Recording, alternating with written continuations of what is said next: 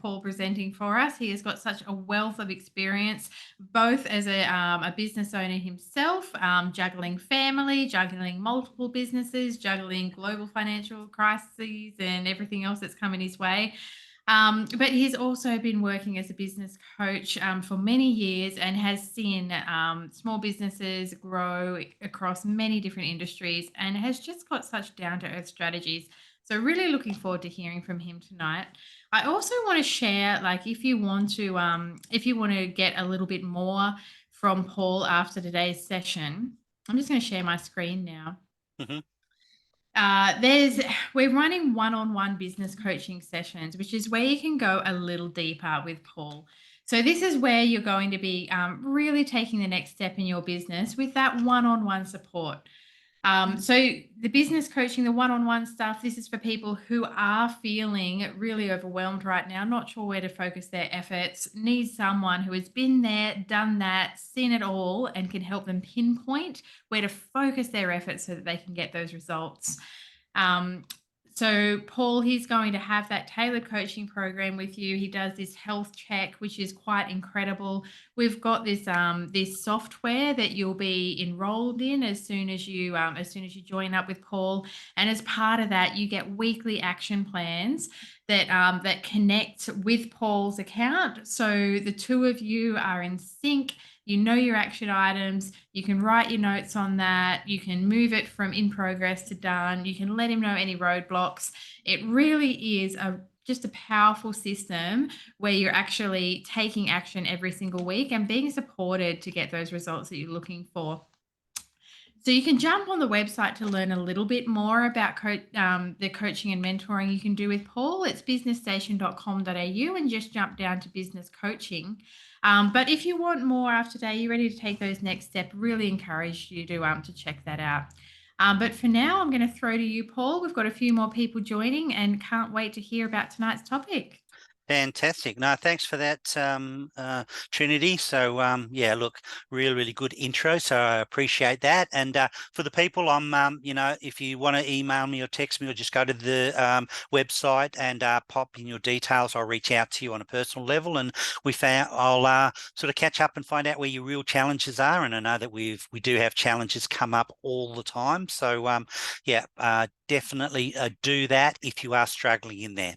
Okay, so let's get started because we are on a little bit of a tight time frame, and I want to try and get as much information across as possible. So, what we're going to be talking, what I'd like to discuss today is the topic is: am I charging enough to really support my business? Because as said in the before, cost of doing business has gone through the roof. Cost of even living has gone up dramatically. The question you should be asking you is, where is your pricing structured at the moment? So that, what I mean by that is, what you're charging out to your client base.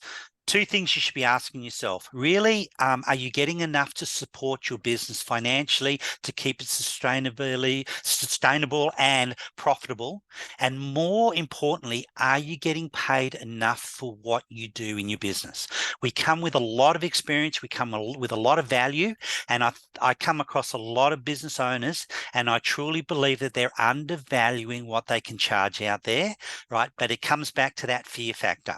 Okay, the fear for me is false expectations appearing real, which means that, if I raise my prices, am I going to price myself out of the market? I'm going to lose my regular customers. All these things start popping up.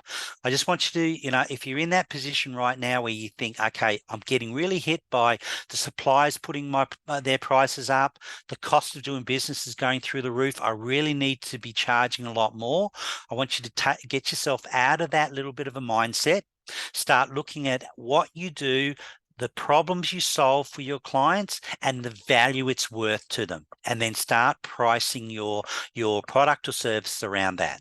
So what I just want you to be thinking about is why you should be increasing your prices, which is a big why out there. And the biggest thing is, well, the cost of doing business is going through the roof, so I have to do it. But the biggest thing is how you're going to do it. Okay, so I'm going to give you a few strategies today Okay, but I just want you to pop into the chat box, right? If you do have a business right now, when was the last time you increased your prices? So just pop it in the chat box, because I'd be really interesting to see when people have increased their prices recently. So as I go through, pop it into the chat box. But what I want to be talking about today is just sharing a bit of information about what we call cost analysis. Okay, so how to price your product services effectively. How to determine the right price point, so you're not really pricing yourself out of that market. And last, how to maximize profit and support your business growth, because without profit, without cash flow, you really can't really grow. So I've got in there never, October, yep, the 1st of July, probably about a month ago. I've got another one in here, increase my prices, more value, classes have last longer. So yeah, look, I'm going to go into a couple of strategies on how you can actually increase your prices, but I want you to be thinking about the biggest thing, and that's about value. The more value you give, the more you can charge your customers going forward. So when we talk about cost analysis, right, you need to just start by assessing all your business costs. That could include, your raw materials, labor, your overheads, and any other expenses related to the operations of your business. Because that's really, really important to see. That's really a starting point, because then you start understanding the numbers in your business. And one of the things that you should know is your break-even point. Okay, where your break-even point, how much you need to earn each month before you start making some profit. Okay, and that's a really good number to understand, because if you don't know that number, you don't know when you're actually making profit or when you're losing money within your business. So when we talk about cost analysis, you should be looking at like a pricing strategy. So things like just reviewing your pricing on a regular basis, right? And I always look at, as I said before, value-based pricing rather than competitive price basing. What I mean by that is a lot of businesses look at their competitors, see how much they're charging, and they sort of manipulate their prices around that. I want you to be thinking about value-based instead of competitive-based when you look at your pricing strategy. You've also got to do some market research, right? Always good to know what people are charging out there, so you don't charge yourself out of the market. But if you're in comparable to your competitors out there, or if you're cheaper than your competitors, I'd really be looking at adding some value into your business or into your product and service, and raising those prices up. Okay, there's ways to do it, right? The other thing you should be looking at is the value proposition. Right, the value you're actually giving to the people, right, that you serve out there, whether it's your product or your service. If you're in a product or service-based business, doesn't matter. It's the value you're going out there, right? Also want you to be thinking about that communication when you're looking at value as well, how you're communicating that value to your prospects out there as well. The other thing is customers' perception. Okay, if customers see a good perception of what you're offering in there, then price becomes a secondary sort of buying decision, if you want to put it that way. Okay, so people buy things in certain processes that goes through their mind. So you need to understand the buying process for your particular clients. What's their thought patterns? What do they perceive about your product or service before they put a price sort of around that? Also look at seasonal variations as well. So you could be in a business that has things like retail industry getting close to Christmas, right? You can then start adjusting your prices leading up to those kinds of seasonal sort of events. So like I had a florist for a long period of time leading up to things like Valentine's Day, Mother's Day, all those special events. That the prices go up. So you can have your prices seasonally variant throughout the year as well. Okay, but the biggest thing I want you to be thinking about when we look at this is this what I call scenario planning. So that's about anticipating any changes in the pricing going forward. So, I mean, we've gone through a pandemic now, right? We've popped out the other side. We've had a lot of challenges in business, and what the overflow from that is that we're continually having increases in everything around us. As Trinity said, right from, when you go and fill up your car with petrol, it's going up and down, right, all over the place. And I mean, we're now looking at that scenario and buying our petrol on certain days when it's cheaper, right, just to save that little bit of money. So look at those kinds of strategies in your business as well going forward. Also, when we talk about how to price your products or services effectively, right, I want you to be thinking about a couple of things, right? Well, first one is cost plus pricing, right? Now, what that means is, right, you need to understand your product and your service raw costs, how much margins you're making, whatever. But so I've had a client, right, and they've increased their prices, but they haven't increased it enough to overcome the increase in labor costs and the raw product costs in there. But they thought, oh, okay, I'm increasing my prices, I'm increasing my margins or bringing my margins back pre-COVID. But when we did the analysis, we found out that they weren't even close to the margins that they were pre-COVID, and they thought they were. So it's important just to understand those, the costs within your business. Okay. Now you can, when you're looking at how to price your products effectively, you can look at competitive pricing. Right. So, this is about researching your competitors, right? Finding out what they're charging, right? Maybe setting your prices around that, but then adding some value to them, adding some bundles, adding some extra stuff just to increase that price a little bit. Because what happens is that when people look at competitive pricing or really psychological pricing, right, it's that perception side of it. It's that, cheap and nasty. If I pay more, it's more, it's better quality. That's what goes through it. That's a bit of the psychological pricing sort of model that goes through a lot of people's minds when they're buying something. So, to make it simple, just think about your buying patterns. When you're buying something, what goes through your mind? Is that the same as when somebody is buying from you, your product or service? Remember, years ago, the retail industry came out on this massive good strategy of setting their prices below the round number. So things like $9.99 instead of $10. Those kinds of things made a lot of difference because people thought, oh yeah, it's $9 instead of the $10, but it's only a cent difference, right? These things are really, really good when you're looking at increasing your prices to a place where you're charging enough for your worth, but also to make your business profitable going forward. There's other things out there, like you probably see price skimming, which they do a lot online these days, where they'll start off with initial price. If you watch the info commercials in the middle of the night, like I do when I can't sleep at night, I turn the TV on, watch these info commercials. They do it really, really well. They'll start off with a really, really high price, right? And then, a week later, it's coming down, down, down, down. And it's a skimming pricing approach. So you start off with the top, right, price, and you're really getting all those people that are prepared to pay that price. Then as you go along, you start doing it. Depends on your products, depends on your services, but I've done it really, really well with a client that actually has a lot of stock that is very seasonal. Okay, so he needs to get rid of that. So when, things like when summer happens, he has all the summer products out there at a high price. When it starts getting towards the end of summer into winter, when he knows his winter stock's going to come in, he then starts just reducing the price and skimming those prices down to move it on, right, through there. If you've got subscription or membership out there, you can look at that loyalty programs, all those kinds of things add value to what you do, and then you can start sort of bringing your prices up to where it is, right? I do understand a lot of this is a really, really complex sort of discussion with a lot of business owners, because the first thing they come back is, what impact is it going to have on my business for my loyal customer base going forward? Because we do try to build a loyal customer base going forward.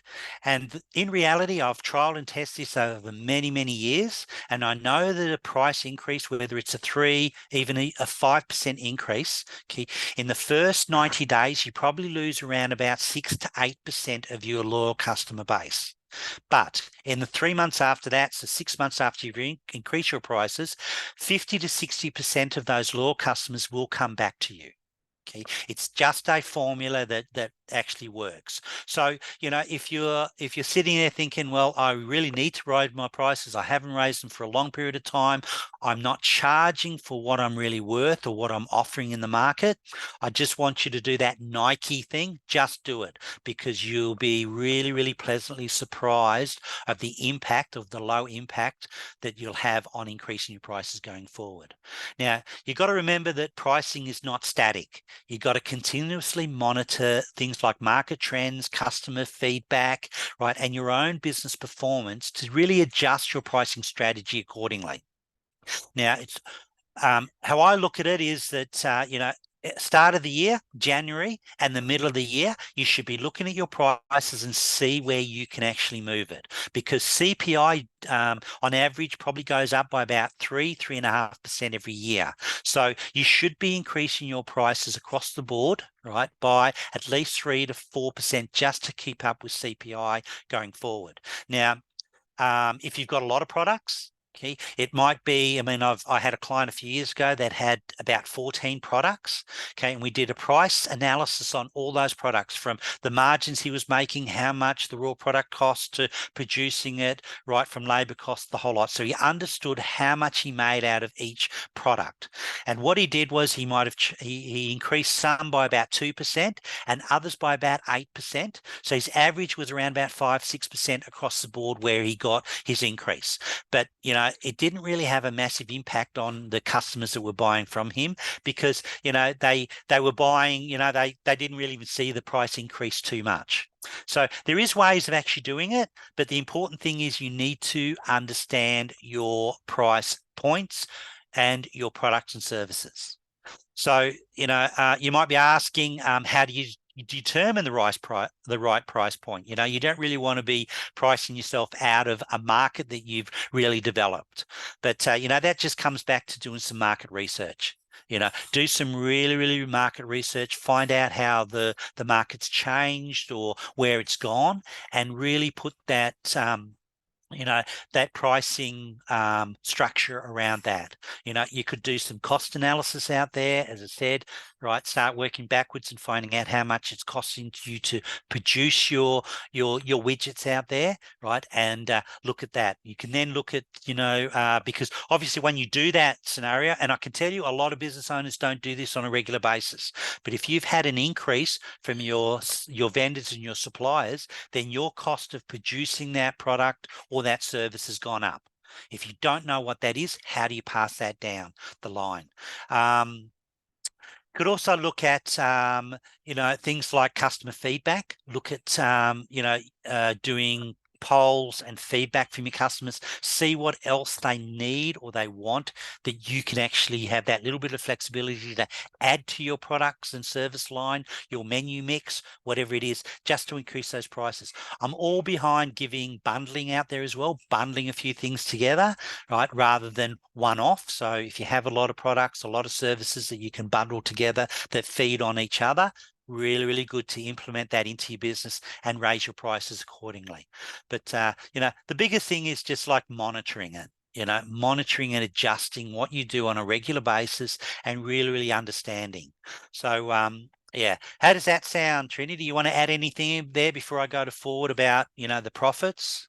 No, that makes a lot of sense. I Yep. think that one of the biggest things though is the value-based pricing. So I know, like in Yep. the comments here, like we've had a lot of people that have said that they've updated their pricing within the last year, like 1st of Yes. July or October, probably about a month ago. Yep. But we had one comment here. I increased my prices for my clay Class. classes in Yep. January, but I had to offer more value. So, I Made made my my classes classes. half an hour longer. That's really cool. Yes. But I'd love to talk a little bit about How businesses that have got a little bit more of an intangible value, like, if Hmm. they're offering expertise or personalized service or even coaching, Yes. how can Yeah. they effectively quantify and communicate the value of their products in that situation? Yeah, well, that's a really, really good point because in what we do, I mean, if you've got a product-based business, right, it's a touchy feel. People can see what they're getting, the whole lot. But when we're looking at sort of industries like myself, coaching, therapy, consultants, and all that, they don't really the clients don't get the value until they start working with you. So it's an intangible product, right, in people's minds, and it's hard to articulate that and express that in to really promote that, advertise it, and communicate that, right, in a way that's going to resonate with the people to see that they're getting value. But what you've got to do is you've got to take one step back and say, well, okay, what's the result that the person is going to get from working with me? Okay, because the result overrides what they're going to pay. So people will pay twice as much for a product or service if they see 4 times more value in what they're getting back. Okay. So, I mean, that's how you start looking at an intangible product and saying, well, okay, what do I do with my clients? What's the outcome? And in some cases, it might not be a financial outcome. When we talk, I mean, as you know, Trinity, we work with a lot of health and well-being sort of industries that, it's not, you go and see a counselor for a certain reason. It's not a financial gain, right? But it's a mental gain. It's a, emotional gain, right? And you can't really put a price on that. It's like, going to a physiotherapist and you've got a bad back. If you've had got a long, you've had a bad back for like 6 months, right? It's affecting everything that you do. So you go to a physio, you go to a chiropractor, right, to try and fix that problem. And when they fix that, or they help you with your back pain, for instance, you then go over that. You go back. You can then start working like you did before, earning the money. So people have different sort of perceptions about the intangible results they're going to get from working with people. But what I see in a lot of businesses that are in that sort of position, they look at it and they say, well, okay, I need to go down to the hourly rate. They go back to the hourly rate and they charge that hourly. And they can't break out of that because when you go into that sort of frame of mind, you're then competing against everybody in your industry. Okay, so you can only charge so much because if you overcharge, people just go to another, to your competitor. So in that case, what you've got to do is it comes back to the basics of business fundamentals, and that's being unique. What makes you unique, right? What makes you different from your competitors out there, right? And then you start charging accordingly. So does that make sense? Right. I see a lot of businesses come back and do exactly that. Oh, yeah, I need to increase my prices. So I might give them, another extra half an hour free or another hour, right, included in that. So instead of an hour session for so much, I'm going to charge more, but make it an hour and a half session. But in reality, all you're doing is you're devaluing, right, what you're doing for that price as well, because you might increase your prices, but it's absorbing in the extra time that you're spending in there. Absolutely. That makes a lot of sense. And I see that a lot. Like, people are really worried about niching down and differentiating themselves because they don't want to get pigeonholed and they don't want to Yep. exclude anyone. But a Yep. lot of the time, that is the best way to prove the value because like, for example, if you're a photographer, and like you want to make your niche that you just photograph Airbnb houses, right? Hmm. Yep. So you've got this great portfolio of all these amazing photos that you've got of Airbnb houses. So if you're a client and you're looking for a photographer, are you going to go out and are you going to hire someone that's got photos on their Instagram of newborns, of weddings, of sunsets, of blah blah blah? Or are you going to hire the guy that's just got the Airbnb photos? And That's and right. and which one are you willing to pay a premium for? Yeah, definitely, definitely. So Tracy's asked, do you recommend hourly fees? Well, look, to me, no. I'd try and stay away from hourly fees as much as possible. I know it's not always feasible in a lot of businesses out there, right? But if you can pull away from hourly fees and look at result-driven fees. Okay, so the results that people are going to get. So, for me, if I was if I had an hourly rate and said, okay, it's going to charge so much for an hourly rate, right? And somebody else comes across and says, well, okay, I'm results driven, which means that you pay so much and this is the results that I guarantee to get back to you as a minimum. Where are people going to gravitate to? Because, if you've got an hourly rate, then they're thinking, okay, what value can I get into in an hour? Okay, compared to, right, somebody that comes out and says, well, this is how much I charge and this is the result, and the process is only an hour that we catch up. So the process is the in between. Okay, so if you can, right, I'd be pulling away from hourly fees and trying to look at the results. So I've got a few counselors around me and therapists in our incubator, and they're now moving to results driven fees in the new world, so to speak, and I'm pulling away from that, and it's working a lot better because people then think, okay, I'm paying so much and this is the result I'm going to get. Okay, because the hour or the 2 hours or however you're going to spend with them is just a process. What's your thought about that, Trinity? Absolutely. I think that the more that you can tie it down to a result, the more willing people are to pay. But I mean, there's a lot of ways to move away from the Yep. hourly fee, whether you're looking at, doing group sessions or whether you're looking at doing membership-based programs. There's a lot of Yeah. ways to pull away from, the trading, a minute of your time for $1 of income. Yeah, that's right. Yeah. Mm. Yeah. And look, it's where we've come from. It's in businesses, or, like you went to an accountant, it was accountants, lawyers, all that, right? We were all worried about, every hour we spent in there was going to cost us. And then they went to 15-minute increments and all that. So we've come from that world, right? But we're in a new world now. Right. Buying decisions have changed, how we purchase things, the thought patterns, a lot. One of the things is that we're buying a lot more online now. Okay, that we've ever done before. So, if you're selling a lot online, you've got to add the value around reducing the risk factors, because that's what's going through people's minds when they're pushing the button to pay, put their credit card in there. Is, geez, if this doesn't work, or it doesn't, do what it's supposed to do, what's the return policy? Those kinds of things. Now, if you communicate that, if your competitors out there aren't communicating that and you do, then you're adding value to what you do, and you can charge more than that because there's a value.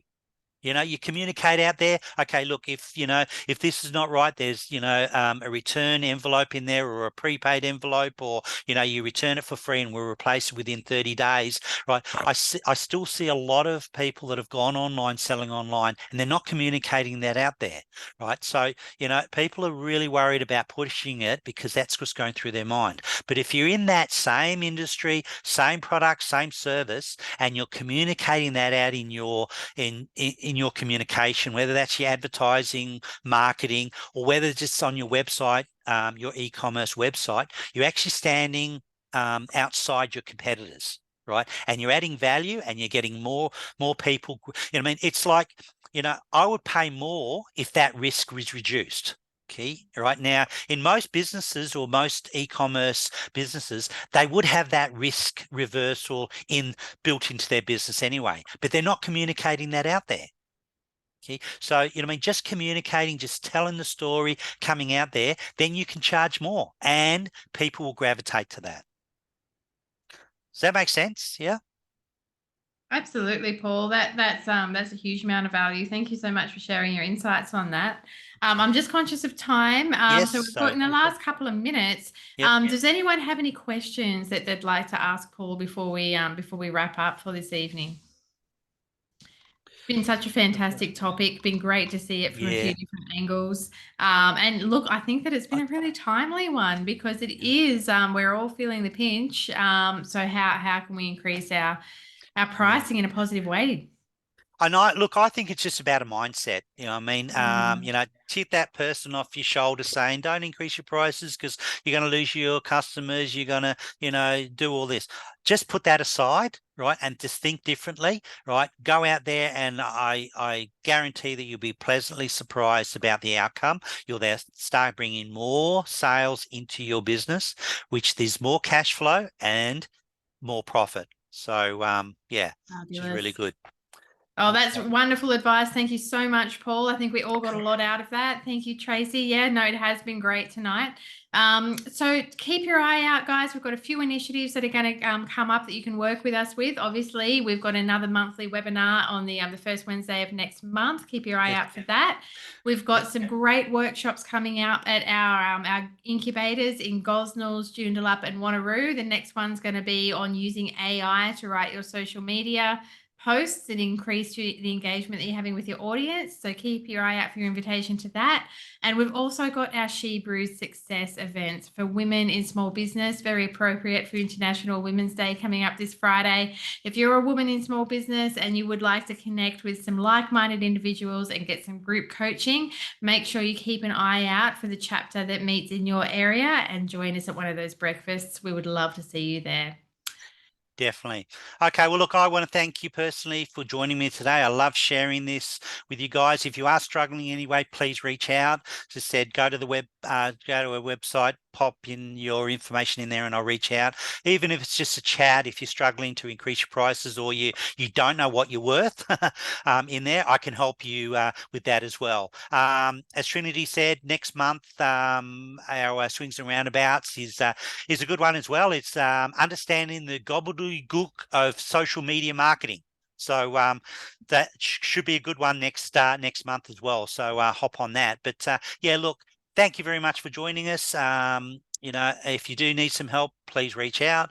The links in the chat box, if you want to just copy that, take you through to the website. But guys, have a fantastic night.